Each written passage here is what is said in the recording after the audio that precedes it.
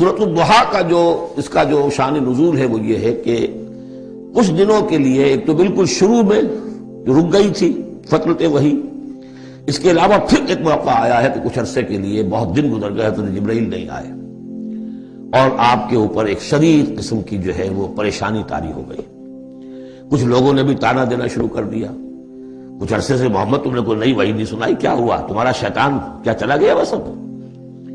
کوئی ایسا بھی بتایا گیا کہ ایک دفعہ کئی راتوں تک آپ رات کو اٹھے نہیں، تو کہا وہ تمہارا شیطان تمہیں چھوڑ گیا ہے۔ کوئی ساتھ کے رہنے والی عورت جو تھی کہ رات میں نے سنی نہیں تمہاری کوئی پڑھنے کی جو تم پڑھا کرتے تھے، شاید شیطان تمہیں چھوڑ گیا ہے۔ خود آپ کو جس قدر ایک اشتیاق رہتا تھا کہ وہی آئے اور آپ کی وہ روح کو جو ہے مزید اور غذا اور تر و تازگی جو ہے وہ مسلسل ملتی رہے، اس کی وجہ سے یہاں تک آتا ہے کہ حضور فرماتے کہ اس درجے میں رنج اور غم میں تھا کہ میں سوچتا تھا کہ میں پہاڑ کے اوپر چڑھ کر اپنے آپ کو گرا دوں۔ بربنائے طب بشری، اس درجے حضور کے اوپر جو ہے یہ شاخ گزر رہا تھا کہ وہی کیسے بند ہو گئی، اور اس میں یہ بھی تھا کہ اللہ ناراض تو نہیں ہو گیا، کیا مجھ سے کوئی خطا تو ایسی نہیں ہو گئی، یہ سبب کیا ہوا ہے؟ یہ ہے وہ کیفیت کہ جس کے اندر یہ آیتیں نازل ہو رہی ہیں۔ اور اب آپ اس کو سمجھ لیجئے کہ اس کا نفسیاتی اور انسان کی باطنی کیفیات کے ساتھ کیا تعلق ہے۔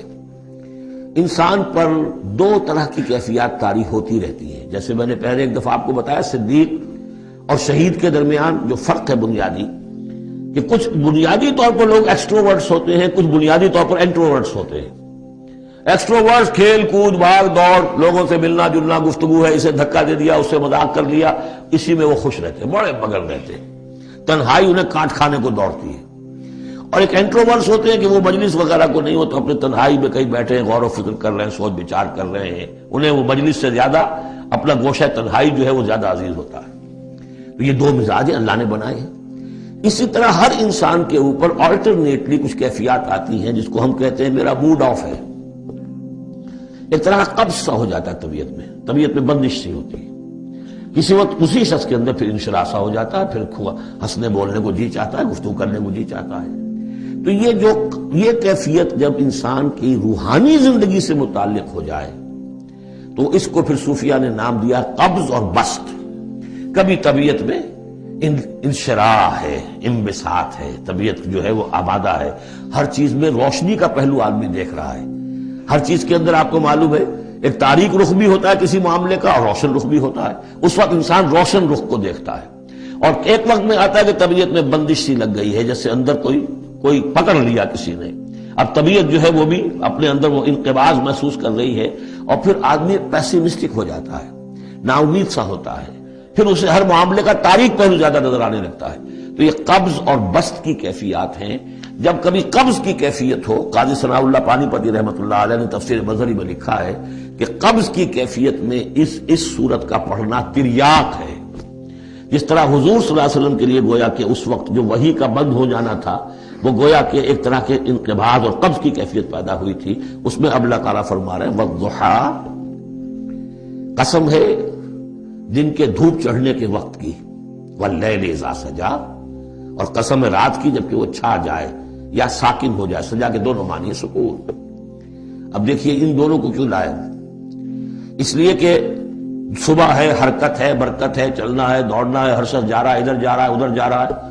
رات کو سکون ہو گیا، تاریکی چھا گئی اور شور ہنگامہ ختم ہو گیا۔ لیکن یہ رات اور دن دونوں ضروری ہیں انسان کے لیے، یہاں کا نظام چلانے کے لیے۔ اگر رات ہی رات ہوتی تب بھی یہ دنیا نہ چلتی، اور دن ہی دن ہوتا تب بھی نہ چلتا، تو رات بھی ضروری ہے۔ اسی طریقے سے نفس انسانی کے لیے کبھی کبھی قبض کا وقفہ بھی ضروری ہے۔ آپ اسے یہ نہ سمجھیں کہ اللہ تعالیٰ ناراض ہو گیا، یہ بھی ہماری تربیت کا ایک یوں سمجھیے کہ ایک جز ہے۔ ما ودعک ربک وما قلی، آپ کے رب نے آپ کو رخصت نہیں کیا ہے، نہ ہی وہ آپ سے ناراض ہوا ہے۔ وللآخرۃ خیر لک من الاولی، اور اس کے بعد جو وقت آئے گا اس قبض کے بعد وہ پہلی سے بھی بہتر ہوگا۔ اور میں حیران ہوتا ہوں کہ کیسے غالب نے وہ بات کہی ہے کہ جو بالکل ترجمانی ہے اس کی، رکتی ہے میری طبع تو ہوتی ہے رواں اور، یعنی یہ کہ جب میری طبیعت کے اوپر کبھی کبھی رکاوٹ سی آ جاتی ہے، اب شعر جو ہے اچھے نازل نہیں ہو رہے، لیکن جب وہ رکاوٹ سے میں نکلتا ہوں، اس قبض سے نکلتا ہوں، رکتی ہے میری طبع تو ہوتی ہے رواں اور، اس لیے کہ اس قبض کے بعد جب مرحلہ آتا ہے انبساط کا اور انشراح کا تو وہ ایک قدم آگے ہوتا ہے آدمی، اس پہلی کیفیت سے ایک درجہ جو ہے اس کا بڑھ چکا ہوتا ہے۔ وَلَلْآخِرَةُ خَيْرٌ لَكَ مِنَ الْأُولَىٰ، یقیناً پچھلی ہر گھڑی، ہر ساعت اور ہر قبض کے بعد آنے والا انبساط آپ کے لیے پہلے سے اونچا درجہ لے کر آئے گا۔ وَلَسَوْفَ يُعْطِيكَ رَبُّكَ فَتَرْضَىٰ، ان قریب آپ کا رب آپ کو اتنا کچھ دے گا، اتنا کچھ دے گا، آپ کی محنتوں کے وہ نتائج سامنے آئیں گے کہ آپ راضی ہو جائیں گے۔ اب دیکھیے پچھلی صورت ختم ہوئی تھی وَلَسَوْفَ يَرْضَىٰ، یہاں ہے وَلَسَوْفَ يُعْطِيكَ رَبُّكَ فَتَرْضَىٰ، صرف ضمیر کا فرق ہے، کیونکہ صدیق پر وحی نہیں آتی، براہ راست خطاب نہیں کیا جا سکتا، وہاں وہ صیغہ جو ہے وہ غائب کا ہے، وَلَسَوْفَ يَرْضَىٰ۔ اور چونکہ نبی وہ ہے جس پر وحی آ رہی ہے، براہ راست مخاطب ہے، تو وَلَسَوْفَ يُعْطِيكَ رَبُّكَ فَتَرْضَىٰ، آپ کا رب اتنا کچھ دے گا کہ آپ راضی ہو جائیں گے۔ اب یہ کہ اسی قبض کی حالت میں پھر اللہ تعالیٰ اپنے احسان جتا رہا ہے، اور یہ بہترین ہے۔ کبھی طبیعت پر ڈپریشن ہو اس طرح کی اور قبض کی کیفیت ہو تو آدمی یاد کرے کس کس مرحلے پر اللہ نے میری دستگیری فرمائی، کن کن مراحل پر اللہ تعالیٰ نے مجھے مشکلات سے نکالا، اس سے وہ حوصلہ بڑھتا ہے۔ اور اس کو بھی سمجھیے کہ اسی انداز میں الم یجد کا یتیما فآویٰ، یہ سیرت النبی کے بڑے اہم حصے ہیں جو اس میں آ گئے ہیں۔ آپ کی پیدائش یتیمی میں، پوسٹیومس چائلڈ، باپ تو پہلے فوت ہو چکا ہے، دادا ہے 2 سال کی عمر میں وہ بھی گئے، پھر 6 سال کی عمر نہیں 6 سال کی عمر میں والدہ گئی، 8 سال کی عمر میں دادا گئے، اور وہ یعنی جو آپ نے دیکھا ہے ابتدائی زمانہ زندگی کا تو وہ یتیمی کا۔ الم یجد کا یتیما فآویٰ، کیا اس نے اے محمد آپ کو نہ پایا کہ آپ یتیم تھے، پھر پناہ دی، آپ کے لیے بندوبست کیا، دادا کے دل میں جو شفقت ڈالی، پھر آپ کے تایا زبیر کے دل میں جو شفقت ڈالی۔ بدقسمتی سے ہماری تاریخ میں چونکہ بہت زیادہ عمل دخل رہا اہل تشیع کا،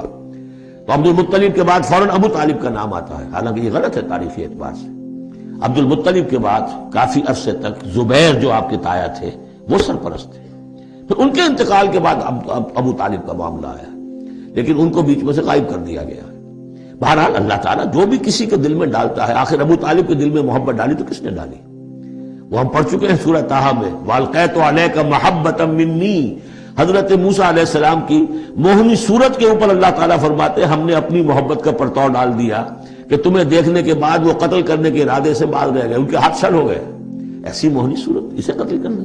وَأَلْقَيْتُ عَلَيْكَ مَحَبَّةً مِّنِّي وَلِتُصْنَعَ عَلَىٰ عَيْنِي، یہ ہوا ہے۔ تو فرمایا الم یجدک یتیما فآویٰ ووجدک ضالا فہدیٰ، اور پھر جب آپ شعور کی پختگی کو پہنچے اور غور و فکر کا مرحلہ آیا، حقائق میں انسان کو سوچ بچار کا مرحلہ آیا، اور آپ کو دیکھا کہ آپ تلاش حقیقت میں سرگرداں ہیں، تو ہدایت دی۔ وہ آگے آ جائے گا، بہت قریب پہنچ گئے ہم، اقرأ بسم ربک الذی خلق، وہ مرحلہ جب آئے گا۔ ووجدک عائلا فاغنی، اور پایا آپ کو تنگ دست تو غنی کر دیا۔ کس طرح سے راستہ پیدا کیا ہے خدیجہ الکبریٰ رضی اللہ تعالی عنہا نے، جو بھی ان کے آپ کے محاسن دیکھے کتنی گرویدہ ہوئی ہیں۔ بڑے بڑے سردار قریش کے جو ہے ان سے نکاح کے خواہش مند تھے، انہوں نے خود جو ہے اپنی لونی کے ذریعے سے پیغام دیا ہے حضور کو۔ تو یہ ساری چیزیں جو ہے ان کی ساری دولت جو ہے وہ پوری کی پوری انہوں نے لا کر حضور کے قدموں میں ڈال دی ہے۔ وَوَجَدَكَ عَائِلًا فَأَغْنَىٰ فَأَمَّا الْيَتِيمَ فَلَا تَقْهَرْ، تو اے نبی تقاضے ان تینوں چیزوں کے کیا ہیں؟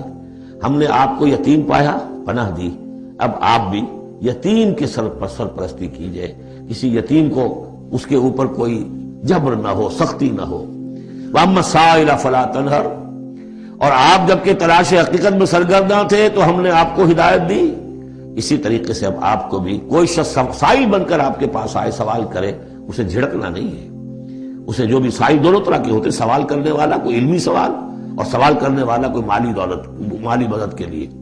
وَأَمَّا بِنِعْمَةِ رَبِّكَ فَحَدِّثْ، اور جو ہدایت تمہیں دی ہے ہم نے اب اسے عام کرو، یہ نعمت ہے، آپ کے رب کا انعام ہے، یہ ہدایت جو آپ کو عطا ہوئی ہے اس کو بیان کرو۔ اس کے بیان کرنے میں یہ بھی ہے کہ اللہ کے انعامات کا چرچہ انسان کرے اس کا شکر ادا کرنے کے لیے، اور یہ بھی ہے کہ اس کو پھیلائے اور عام کرے، دوسروں تک پہنچائے، ورنہ وہ بخل ہو جائے گا کہ وہ دولت جو ہے ہدایت کی اس کو آدمی صرف اپنی ذات تک محدود رکھے اور اس کا جو خیر ہے وہ دوسروں تک نہ پہنچائے۔